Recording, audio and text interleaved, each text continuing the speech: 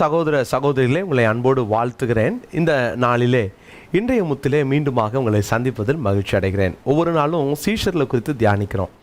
இது அநேகர் வாழ்க்கையில் இந்த சீஷத்துவத்துக்குள்ளே வருவதற்கு இந்த வசனங்கள் பிரயோஜனமாக இருக்கிறது என்பதை நினைத்து நான் ஆண்டவரை ஸ்தோத்தரிக்கிறேன். குறிப்பாக ஆண்டவராகிய இயேசு கிறிஸ்துவினுடைய சில சீஷர்கள் ஓடிட்டாங்கன்னு பார்த்தோம். சில சீஷர்கள் அங்கே நிர்பந்தப்பட்டு சிலுவையை சுமந்தார்கள். நிர்பந்தத்தினால் சிலுவை சுமந்த சீஷன் என்பதை பார்த்தோம். தொடர்ந்து கடந்த 2-3 நாட்களாக உறங்கின சீஷர்கள் என்பதை பார்த்தோம். இந்த சீஷங்க ஏற்கனவே ஆண்டவராகிய இயேசு கிறிஸ்துவால் மறுரூப மலைக்கு அழைத்து செல்லப்பட்டவர்கள். பேதுரு, யாக்கோபு, யோவான், இந்த மூவரும் மறுரூப மலைக்கு ஆண்டவர் அழைத்து சென்றார். ஆனால் அங்கே நித்திரை மயக்கம் அடைந்தார்கள் என்று பார்க்கிறோம். அங்கே அந்த தூக்க கலக்கத்தில் தான் இயேசுவை பார்த்து சொல்கிறாங்க, இங்கே எமக்கு ஒரு கூடாரம், எமக்கு ஒரு கூடாரம்னு சொல்லி அங்கே இயேசு கிறிஸ்துவை அவர்கள் தூக்க கலக்கத்திலே பார்க்கிறார்கள். ஆனால் அந்த அனுபவத்தை பாருங்கள், மறுரூப மலை கொண்டு சென்ற ஒரு பாக்கியம் அவர்கள் பெற்றார்கள். அதே சீஷனில் நம்பி கெத்செமனே தோட்டத்தில் உள்ள வரைக்கும் கூட்டிகிட்டு போய் இங்கே விழித்திருந்து ஜெபம் பண்ணுங்கன்றார். ஆனால் அவங்க தூங்கிட்டாங்க. அப்போது தூங்கலாம், ஆனால் ஆவிக்குரிய வாழ்க்கையில் நித்திரை செஞ்சிடக்கூடாதுன்றதை நம்ம கடந்த நாட்களில் தியானித்தோம். ஒருவேளை உறங்கினால் பிசாசானவன் கலை விதைப்பான், அதாவது துருபதேசங்களை உள்ள கொண்டாந்துருவான். நான் சொல்லுகிற உறக்கம், தூக்கம் என்பது அது ஃபிசிக்கலான ஒரு ரெஸ்ட்டை சொல்லலை, ஸ்பிரிச்சுவல் ஏரியாவை குறித்து நம்ம பார்க்குறோம். ஆவிக்குரிய வாழ்க்கையில் ஒரு சீஷன் எப்போதும் விழித்திருக்கிறவனாக இருக்கணும். நான் நித்திரை செய்தேன், என் இருதயமோ விழித்திருந்தது அப்படின்னு சொல்கிறார் இல்லையா, அந்த வார்த்தையை நம்ம வாழ்க்கையில் அபியாசப்படுத்தணும். தூக்கத்தில் கூட நம்முடைய பர்சனல் லைஃப்பில் பிசாசு கலையை விதைக்க இடம் கொடுத்துடக்கூடாது. இரண்டாவது, அப்படி உறங்கினால் என்ன நடக்கும்? சோதனையிலே விழுந்து தோற்று போய்விடுவோம். எனவே விழித்திருக்க பழகணும் அப்படின்னு சொல்லி பார்த்தோம். மூன்றாவதாக, இன்றைக்கு உறங்கின இன்னொரு மனுஷன், அவன் லைஃப்பில் என்ன நடந்துச்சு பாருங்கள். ஆண்டவருக்காக வாழ்ந்தவன், ஆண்டவர் பிறக்கு முன்னாலே அவனை தெரிந்தெடுத்து அவன் பெற்றோருக்கு சொல்லி அவன் எப்படி வளர்க்கப்படணும், எப்படி இருப்பான் எல்லாம் சொல்லி அவன் இந்த உலகத்துக்கு கர்த்தர் கொண்டு வந்தார்.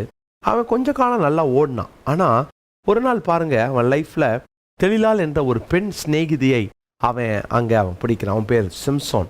அந்த பெண் சிநேகிதியோடு ரொம்ப பிரியமாக இருக்கிறான். ஒவ்வொரு நாளும் இவனை கட்டி அவனுடைய பலத்தை வாங்க முயற்சி பண்ணுறான். ஆனால் அவனுடைய பலத்தை கண்டுபிடிக்கவே முடியலை.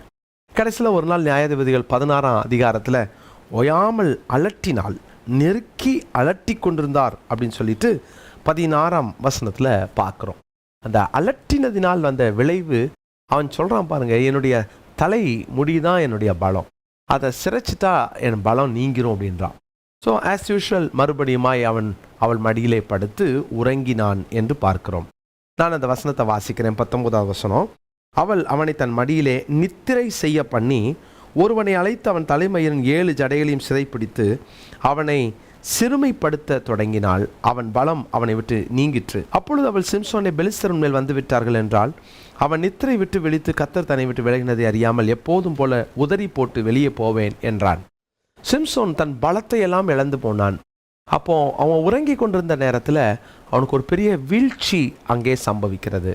பிரியமானவர்களே, நீங்கள் ஜாக்கிரதையாக இல்லாத பட்சத்தில், அதுவும் ஒரு சீஷன், இயேசுவை பின்பற்றுகிற, இயேசுவுக்காய் வாழ்கிற ஒரு மனிதன் அஜாக்கிரதையாய் வாழ்ந்தால் அந்த நித்திரை, அந்த தூக்கம் அவனை எங்கே கொண்டு போகுதுன்னு பாருங்களேன். ஒரு நாள் அவனுடைய பர்சனல் லைஃப்பில் எல்லாத்தையும் இழந்து 0ன்ற லெவலுக்கு வந்துட்டான். ரீசன் என்ன தெரியுமா? உறங்கக்கூடாத இடத்துல அவன் உறங்கினான், உறங்கக்கூடாத நேரத்திலே அவன் உறங்கினான். அவனுடைய பொறுப்பு என்ன? இது உறங்கும் நேரமா? அவனை குறித்த தெய்வ திட்டம் என்ன? கேட்டுக்கிட்டு இருக்கிற சகோதர சகோதரியே, இந்த நாளில் உன்னை குறித்து ஆண்டவர் வச்சிருக்கிற திட்டம் என்ன என்பதை அறிந்து கொள். உன் மேலே கர்த்தர் வச்சிருக்கிற அந்த மாஸ்டர் பிளான் அறிஞ்சிக்கோ. அந்த பிளானின் படி வாழ கற்றுக்கொள்ளுங்க. ஆண்டவரை கேளுங்க, ஆண்டவரே உங்கள் திட்டம் என் வாழ்க்கையில் நிறைவேறட்டும். ஆண்டவருடைய திட்டத்தை நிறைவேற்றாமல் சிம்சோனுடைய உறக்கம், அவனுடைய பர்சனல் லைஃப்பில் ஒரு பெரிய வீழ்ச்சி, தேசத்துக்கு ஒரு அவமானம். யோசித்து பாருங்கள், இதுவரைக்கும் ஹீரோவாக ஜொலித்த சிம்சோன் இப்பொழுது ஒன்றுமே இல்லாமல் அவன் மாவரைத்து கொண்டிருக்கிறான். 2 கண்கள் பிடுங்கப்படுகிறது. மொட்டையான ஒரு நிலைமை எப்படி இருக்கும் பாருங்களேன். அதுக்கு என்ன காரணம்? கொஞ்சம் விழித்திருந்தால் சிம்சோன் சுதாரிச்சிருக்கலாமே, கொஞ்சம் விழித்திருந்தால் சிம்சோன் ஜெயித்திருக்கலாமே. வீழ்ச்சிக்கு காரணம் என்ன தெரியுமா? அநேக நேரங்களிலே நம்முடைய உறக்கங்கள், அஜாக்கிரதையாக இல்லாத காரியங்கள். கேட்டுக்கிட்டு இருக்கிற அன்பு சகோதர சகோதரிகளே, உறங்கினதினால் நீங்கள் விழுந்திருக்கலாம்.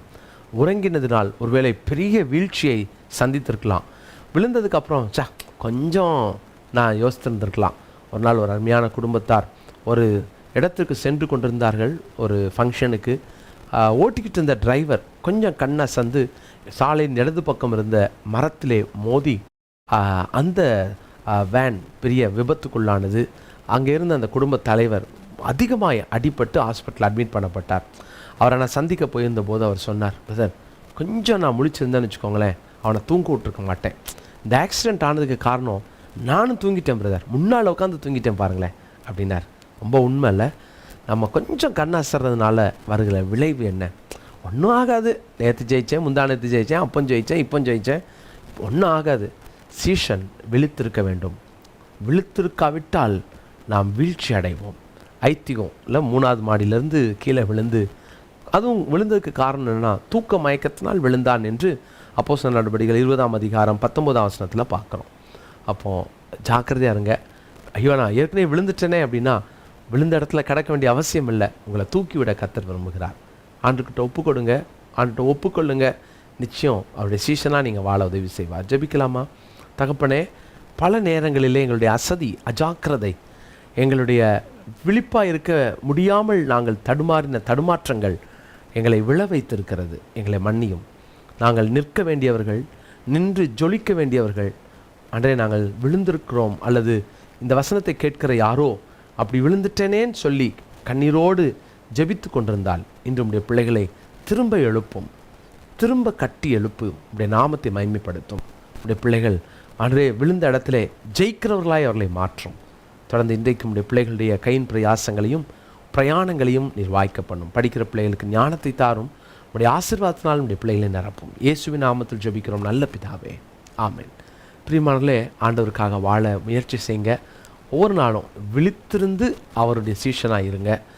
தூங்கினால் சத்துரு களை விதைப்பான், தூங்கினால் சோதனையிலே விழுவோம், தூங்கினால் நாம் வீழ்ச்சி அடைவோம். நீங்கள் விழாமல் வாழ கர்த்தர் கிருபை பாராட்டுவார். ஆமென். அன்பு சகோதர சகோதரிகளே, ஆண்டவராகிய இயேசு கிறிஸ்துவின் நாமத்தில் என் அன்பின் வாழ்த்துக்கள். விக்டோரியஸ் மினிஸ்ட்ரிஸ் பைபிள் இன்ஸ்டியூட் மூலமாக 9வது அணி, இந்த 9th பேட்ச் பிடிஹெச்சுக்கான இந்த வகுப்பை துவங்கவிருக்கிறோம். இது 3 ஆண்டுகள் இரவு செவ்வாய் மற்றும் புதன்கிழமைகளிலே இரவு 7:30 மணிக்கு துவங்கி 8:45 மணி வரை நடைபெறும். இது ஜூம் மூலமாய் நடைபெறுகிற வகுப்புகள். ஸோ இதை பார்க்குறவங்க இதை மற்றவர்களுக்கு நீங்கள் அனுப்பி வைங்க. இது அநேகர் இதன் மூலமாய் பயன்பெற்று கர்த்தருடைய கிருபையினாலே 8 அணியினர் இதில் படித்து, சிலர் படித்து முடித்து பட்டம் பெற்றிருக்கிறாங்க. இன்னொரு நல்ல செய்தியை சொல்லுகிறேன். இதோடு கூட எம்டி வகுப்புகளையும் நாங்கள் துவங்கவிருக்கிறோம். எனவே நீங்கள் இதில் கலந்து கொள்ளலாம். பிடிஹெச் 3 வருடங்கள் முடித்தவர்கள். இது 2 வருஷ கோர்ஸ் தான். இது திங்கட்கிழமை இரவும் வியாழக்கிழமை இரவும் நடைபெறும். எனவே இதில் நீங்கள் கலந்து கொண்டு படிக்கலாம். கர்த்தருடைய பிள்ளைகளை தரமான நீண்ட அனுபவம் உள்ள நல்ல ஆசிரியர்களை கொண்டு நாங்கள் நடத்தி வருகிறோம். தவறாமல் இதில் கலந்து கொள்ளுங்கள். உடனடியாக கீழே காண்கிற அந்த ஃபோன் நம்பர் மூலமாக நீங்கள் தொடர்பு கொண்டு நீங்கள் இதனுடைய அட்மினோட நீங்கள் பேசி மற்ற காரியங்களை நீங்கள் தெரிந்து கொள்ளலாம்.